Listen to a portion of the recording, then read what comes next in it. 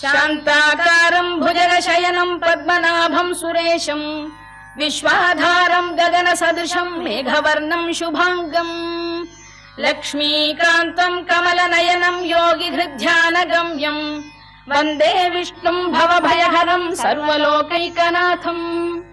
मेघश्यामम् पीतकौशेयवासम् श्रीवत्साङ्कम् कौस्तुभोद्भासिताङ्गम् पुण्योपेतम् पुण्डरीकायताक्षम् विष्णुम् वन्दे सर्वलोकैकनाथम् नमः समस्तभूतानामादिभूताय भूभृते अनेकरूपरूपाय विष्णवे प्रभविष्णवे सशङ्खचक्रम् सकिरीटकुण्डलम् सपीतवस्त्रम् सरसीरुहेक्षणम् सहारवक्षस्थलशोभिकौस्तुभम् नमामि विष्णुम् शिरसा चतुर्भुजम् छायायाम् पारिजातस्य हेमसिंहासनोपरि